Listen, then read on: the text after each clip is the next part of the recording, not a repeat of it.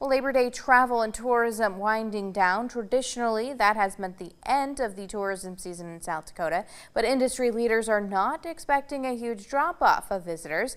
They say a friendly rivalry between both sides of the state is helping. Cooper Seamer has more tonight. Cooper.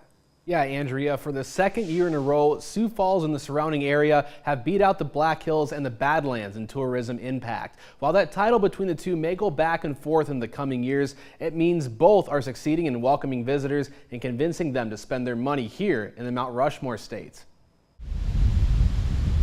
Both in 2022 and in 2023, Sioux Falls and the surrounding area outpaced the Black Hills and the Badlands for the amount of tourism money spent.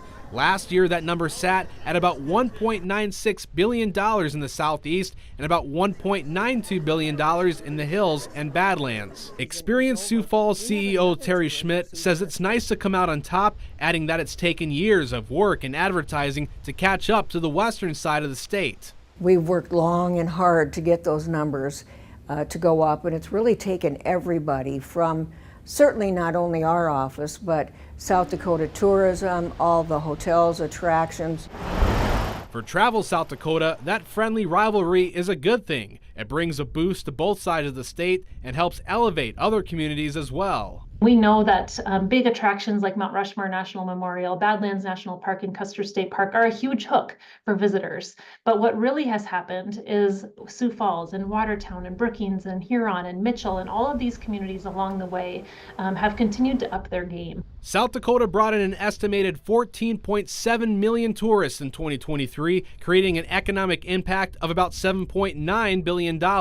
While it's too early to tell, that total visitor number might remain flat in 2024, but people are expected to spend more in the state this year and stay longer. We are looking at it potentially being a little bit flat as we round out in terms of number of visitors coming into South Dakota. But the exciting news is that they are spending dollars in South Dakota, and that number appears to be up. Schmidt says their next big item on the calendar is the start of pheasant season. That starts in the middle of October, and it's expected to bring in a big boost to Sioux Falls and a number of other communities where hunters go to. So that's coming together, and before we know it, those airplanes are going to be coming in filled with hunters, and we're going to be there to welcome them. Schmidt says the time between now and hunting season won't be quiet either, as they see a number of people coming during what they call shoulder season. That's when people travel specifically to avoid peak tourism times, which in turn adds a small boost for the businesses and communities.